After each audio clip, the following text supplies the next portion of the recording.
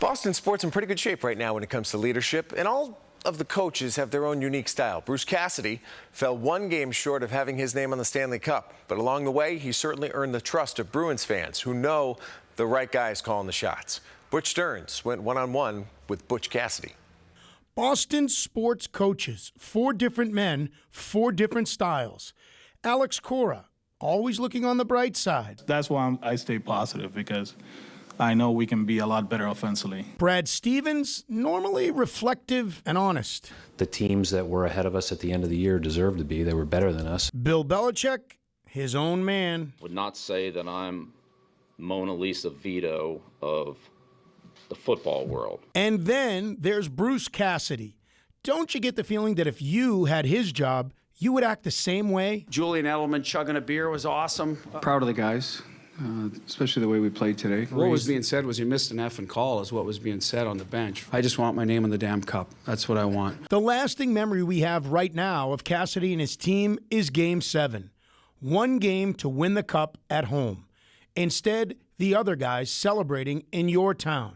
How do you get past something like that? I don't know how you get past it, to be honest with you. Still trying to figure that out. But listen, I got a wife and kids at home, so I can't let it bother me every day. You go to work, you just listen. You think about October a little bit. Okay, how do we get going next year? How do we get ourselves back there? And I think that's the best way you do it. I think you try to put it in the back of your mind, leave it there, bring it out when you need it. But right now, our focus on being ready to go in October, because I think that'll be a big challenge. When you go this far and you don't win, mentally it can be tough starting the next year.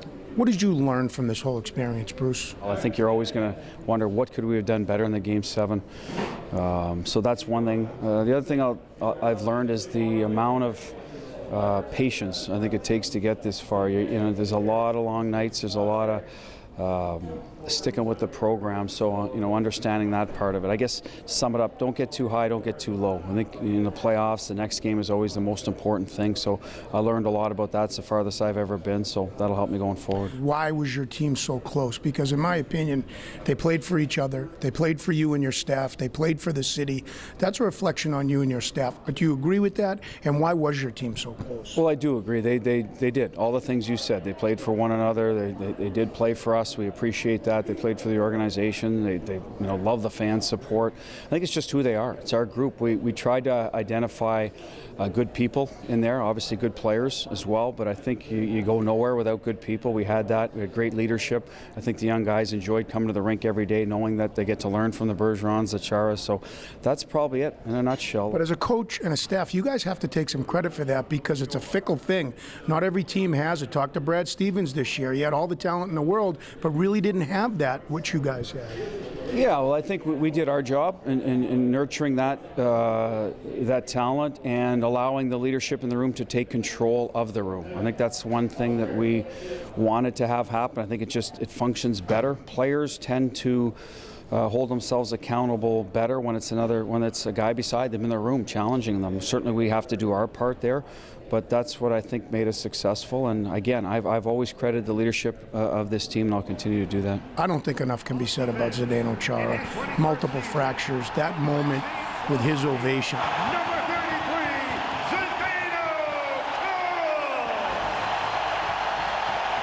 He's a warrior, obviously, high, pain threshold. He's 42 years old. He's adjusted to how the game's changed over the years. Intelligent hockey guy, intelligent man in the room, how to get players to perform, to pick them up. So, listen, there's a lot of different adjectives you can use. But at the end of the day, what I love, Z, is just a terrific person. Well, speaking for all Boston sports fans, great run. Right, seriously, it was a lot of fun. Appreciate it. All right, Bruce.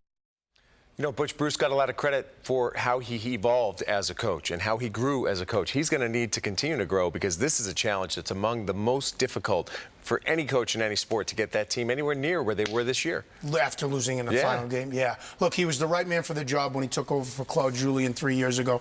They were out in the first round first year, second round second year, and now one game away from the cup. But the leadership transition is going to be interesting, because we all believe those guys are on the back nine, Chara, Bergeron, Marchand, and such, and it's Charlie McAvoy's team. But he and Don Sweeney are going forward. You're right. It's going to be a huge challenge. You wonder when the bloom's going to come off the rose for him, Does it come when one of his decisions would seem to be always the right decision this year comes back to bite him? Because it's going to happen in a big spot at some point, don't you Yeah, think?